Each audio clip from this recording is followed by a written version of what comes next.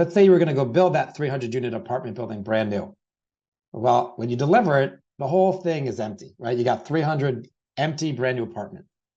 What we do for partners that build new buildings is we come in and say, hey, give us 100 units the day you open, and we'll run a subsection of your building as an apartment hotel as you lease up. So, if you're leasing 20 units a month, it'll take you 15 months to lease up an apartment building. For 12 of those 15 months, we'll run 100 or so units furnished where people can stay. And so we monetize that vacancy during lease up in a temporary way, so that if the lease up takes a little bit longer, the developers make additional cash flow. And if it goes faster, they make a little less, but it's an insurance policy that's paying them. And then for residents, they get an on-site hotel, they get hospitality services for free. So we blend the asset classes. We're in the business of making real estate more valuable by blending the asset classes. Welcome to the How to Scale Commercial Real Estate Show. Whether you are an active or passive investor, we'll teach you how to scale your real estate investing business into something big. Jason Fudin is the CEO and co-founder of PlaceMaker, a mixed-use multifamily operator. Jason, welcome to the show. Thanks for having me, Sam. Absolutely. The pleasure is mine. Jason, there are 3 questions I ask every guest who comes on the show. In 90 seconds or less, where did you start? Where are you now? And how did you get there? I started growing up in upstate New York. I went to college in Canada as an engineer, decided I wanted to be in real estate and not an engineer, because real estate blends community, analytical challenges, and money. And so I found my way into real estate development, started as a secretary. I worked my way up to running a couple $1 billion in development, and then eventually started my own company and I'm building something for myself and my team. That is crazy. So you said it so fast, I missed it. You started as you said 90 seconds. You kept me quick, No, that was great, man. I love it. Sometimes you're like, you ask for 90 seconds and it's like 900 seconds. You're like, wait, that was 90, not 900. So no, you did good. I appreciate that. But you started as a secretary, and then you started running a couple $1 billion. You worked with to running a $2 billion real estate development company. A pipeline. So I worked for a senior vice president at Vornado Realty, and at the time, the Vornado DC office was a lot of focus on office, and I worked on the residential side. So there wasn't as much focus there, and I got this awesome boss who said, when he showed up, I was like, I'm running all these projects. How do you want me to hand them off? And he goes, look, you seem like a brilliant kid that's going to work your ass off. Like, let me know if you're drowning. So I worked an ungodly amount, learned the industry from some amazing colleagues. And when I left that role, I was responsible for about $2 billion of development between master plans, individual ground up developments. And then I went over to a regional developer and ended up working with my now co-founder. And we bought land and capitalized deals and did regulatory, buildings, condos, apartments, retail, you name it. And then just continued to work my way up till eventually I went back to that big company, was an executive there, ran their innovation division, which was novel 7-8 years ago for a big public REIT, and then built what is now PlaceMaker within the organization and spun it out. And we're about 6 years old now. Wow, that's really cool. When you decided to spin PlaceMaker out of that organization, what was the opportunity you saw in going off and doing your own thing that maybe wasn't there when that company was inside of the other business? So I always expected to go build my own company. And the reason I chose real estate development is it was $1 trillion+ asset class. And I figured there had to be a niche space where a smart person could go build something that they were passionate. And so I kind of bided my time. I built a lot of real estate for other people. I made them a lot of money. And then when I saw the opportunity to make real estate more valuable, real estate is just a set of cash flows. People become really emotional about it, but really it's a set of cash flows. And so what became really obvious to me is if you could increase those cash flows in a predictable, non-volatile way, you'd make real estate more valuable. And I saw the opportunity to do that. And I started doing that. And a big company, that company is a REIT. So they're precluded from having a hospitality operation in-house. And so they were unable to own the business I was building. So I spun it out, asked my now co-founder to join me, raised a few $1 million of capital, and off we went. Got it. So you guys spun that out. And now we talked about this before we started recording, and I'd love to hear kind of what And again, I'm talking out of my league here quite a bit, so I'm going to have to rely on I you. doubt that, but I appreciate it. No, you're going to have to dumb it down for somebody like me to understand. But you guys, and I think the words that you use, you said we are a tech-enabled operator, and which means you guys are a venture, like you said, venture capital backed tech-enabled operator. Is that the way you said that? Yeah, I said it all jargony, but that's true. I'll dumb it down for you. So Cool. basically, a Thank you. bunch of folks that invest in high growth operating companies have invested north of $70 million in our operating company under the premise that it will become a large public company over time. Mm. And so there's two major innovations in our operating business.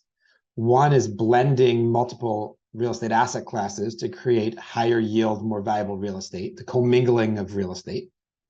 The second innovation is operating that commingled real estate in a way that depends largely on software and other technology tools in order to maintain lower expense ratios. And so throw off more cash flow, more profit on the property base. And so we are those two things. As an operating company, we're pioneers in the blending of asset classes, and we're at the forefront of using technology to operate those assets efficiently. Can you give me a case study on that? Yeah, sure. So we also buy buildings. So I'll put it all in one. There's a building we bought in Nashville. I think you're in Tennessee, right? I am. Yes. We bought a building down in Nashville in the Sobro neighborhood, just off Broadway. It's 300 or so units. It cost us about $140 million, $150 million. And so we acquired that with an outside investor. We bought that asset with the plan of blending hospitality and multifamily. So that 313 unit asset has about 200 furnished units today, just over 100 unfurnished units, a single on-site operating team that's probably about a third the size that you'd see at a hotel at the same size. Something like 80% of our arrivals are contactless. And so a lot of that like concierge check-in stuff that needs to happen at a traditional hotel doesn't happen for us. All the locks are automated in our back-end system. So Sam, if you booked with us the day before, you'd get an automated code to get into your room. You could turn your phone into your key. And so that entire experience happens with a lot less kind of hand-holding. Think about like ordering an Uber today versus calling up a cab 10 years ago. So we've automated a lot of that. In addition, we've blended a global workforce with an on-site team. So a lot of things that traditionally would be handled on site at all hours of the night or whatever else, we handle out of we call it offsite supports team in other states, at other properties, or in other countries. And that allows us to continue to maintain a pretty low cost of goods sold on the expense side. So that particular asset runs just shy of a 50% NOI margin. And an average hotel runs at a 25% NOI margin.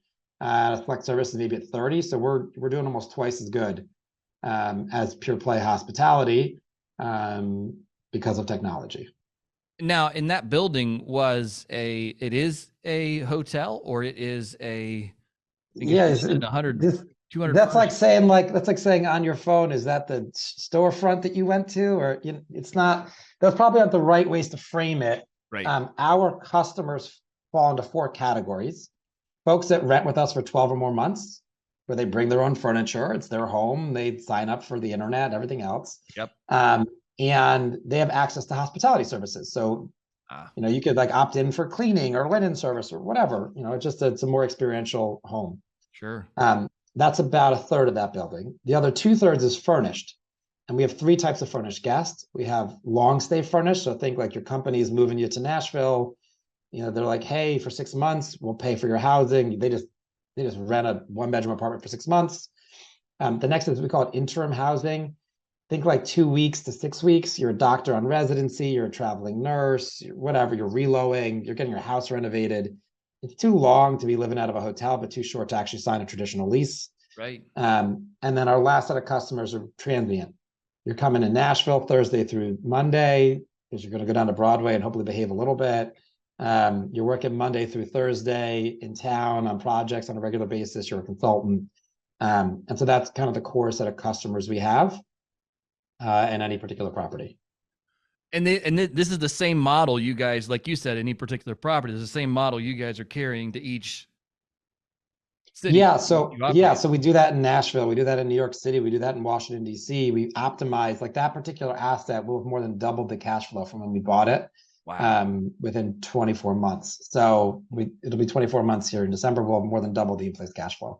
So that's obviously material for an asset like that. So it's not a hotel per se, it's not an apartment building per se, it's structurally an apartment building with an operating model that leads to higher cash flow. I think one of the easier analogies is to think of private student housing, where they're building essentially apartments, but they're structured around a specific set of customers where they can drive more cash flow than a pure play apartment building in that same city.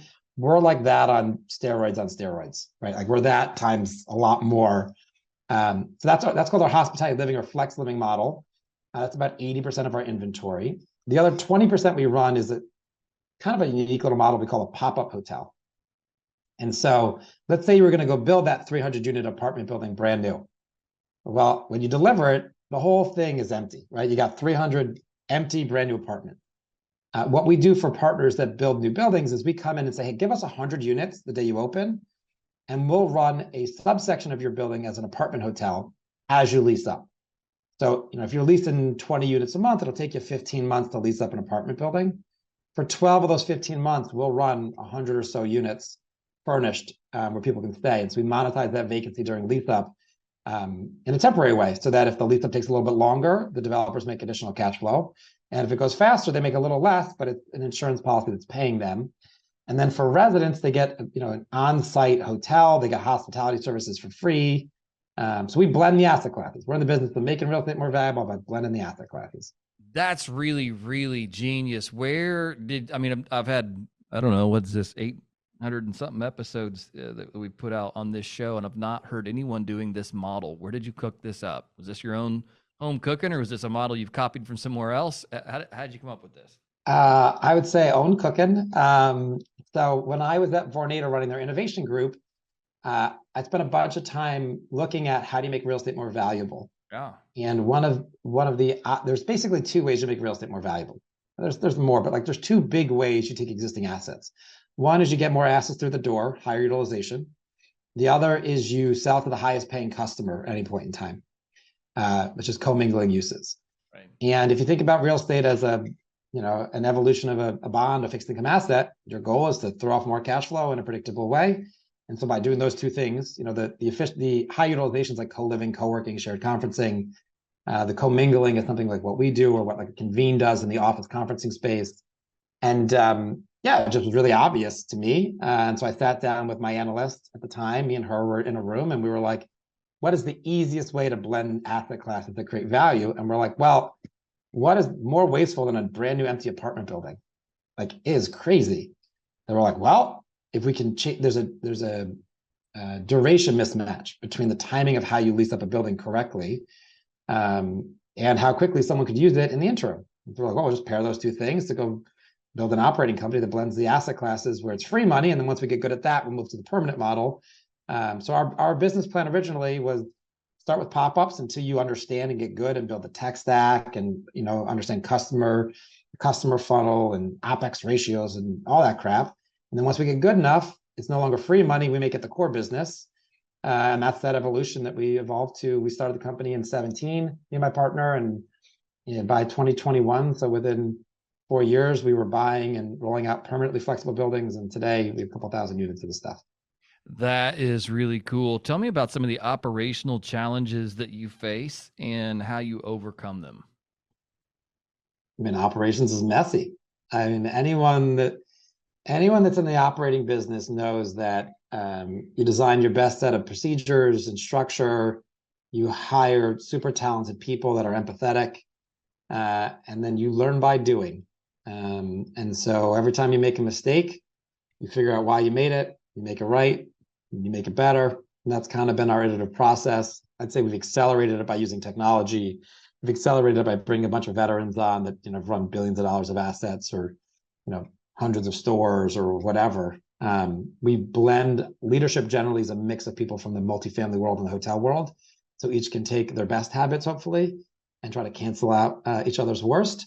And I'd say one of the biggest mistakes we made early on when we started the company is we didn't appreciate the value of building the right culture and talent. As developers, we're kind of like, oh, we just, when you build a building, you're like, I need bricks, I need windows, whatever. Like a company's not like that. It's like a living organism. And so one of the biggest mistakes we made at first was not appreciating how critical it was to build that culture, that set of norms. We had like core values that I couldn't even tell you what they were. So it was total crap. But today we have 3 norms at the company. We own it, we make it better, we treat people right. Everyone rallies around that, and they know that if they f up, but they do it in effort for one of those norms, that they're going to get some grace. And that's helped us build the foundation of a high quality team. And then people that do a great job, we promote them fast and often and give them more and more responsibility. And so, and then we offboard people where we feel like they're not a fit. We don't just wait it out as some big company. No, I think that's really, really great. And that was going to kind of be my next question behind this, because there's, I look at what you're doing and obviously don't understand it in a comprehensive way. But it's like getting something like this off the ground. You got to find that multifamily building that was just built, that's empty. Then you got to find that model. How are we going to set up the pop-up hotel? Then we got to find all the services, all the people to plug in. I mean, that's a lot of things to get all moving in a common direction and get it working out of the gate to where the first one works. Then you can go out and do it like you've done, across the country. I mean, that just sounds like a monumental undertaking. Yes. Yes. I mean, that's the business. Certain innovations are kind of like blue ocean, like right. AI or something else, where basically, human technology had never, crossed that chasm. And so it's a very different kind of innovation. Like you fundamentally change the way something works. Like when the world went from like pulleys for lifting weights to hydraulics, like it was just a pure technological change. Mm-hmm. In our case, the reason I called it a tech-enabled operation is that's exactly what it is we're solving thousands of little problems in a cohesive way so that the outcome leads to higher profitability, effective, customers, a customer product. Our net promoter score is close to the Ritz-Carlton, even though we're at that much lower. So yeah, we had to solve 1 million problems and we have another 10 million to solve, but that's what makes the operating company valuable. If it was just a small little like jump leap, whatever, no one would pay us the money they pay us on a contracted multi-year basis to increase the value of the real estate. Right. Yeah, no, I like that. Yeah, there are thousands of problems to solve. Do you feel like what you guys are doing? I mean, I feel like you're on the front end of this kind of model. I mean, do you see other operators beginning to copy your kind of? We've seen people do pieces of it. So to your point, every piece that we do is complicated. So we've seen people run furnished apartments like a hotel where they sign leases, so they have to deal with the management contracts and the structure. We've seen people run apartments as 30-day plus corporate housing. We've seen people buy the stuff and bring in other operators. We've seen every version of. We've seen folks in the hotel space just try to use technology to make them more efficient operators. So we've seen like all of the pieces of our business. I would say that no one effectively like we do bring it all together, and the bring it all together is where the real value is created. It's the flexibility, it's building in the optionality into the real estate. But yeah, we've seen a lot of people touch around the edges, and then there's a number of buyers and developers that pursue just the real estate strategy, and they bring us in as their partner. We either power their stuff or we operate their stuff or whatever. The company today is on a trajectory to be worth a couple $2 billion over the next few years as kind of a niche player. So if you think about, again, private student housing, that's a small market relative to real estate in the United States. Right. But there's multi-billion-dollar players in that space. And like, if our view of the world is wrong and what we're doing is niche, we become a couple $1 billion company, we create a few $1 billion of creation of value in real estate, and onward we go. My strong belief is that the blending of real estate and the higher utilization of real estate will become the norm for new projects because it's more valuable. Right. And that will be reflected in land pricing. And as soon as land trades at a price that reflects a higher and better use, developers won't have a choice but to build versions of our model as the physical asset. Right. And when that happens, we're not a couple $1 billion company. We're competing with the biggest hotel companies in the world, the biggest public companies in the world, and we're powering a new generation of real estate assets in core urban markets. I love it. No, I absolutely love it. This is an episode I'm probably going to kind of mentally catalog or put in my brain bank and say, okay, you know what, we're gonna go back to this one in 7 years, like a what do they call those? What are those things we did as kids where you'd like write The time capsule. Yeah, there you go, the time capsule. You know, Well, first yeah, grade, I'm gonna be a firefighter someday. Like, okay, whatever, we're gonna open this in 20 years. So I'm gonna come back in about 7 years and say, okay, where did Jason and his company go, and how his real estate really shifted?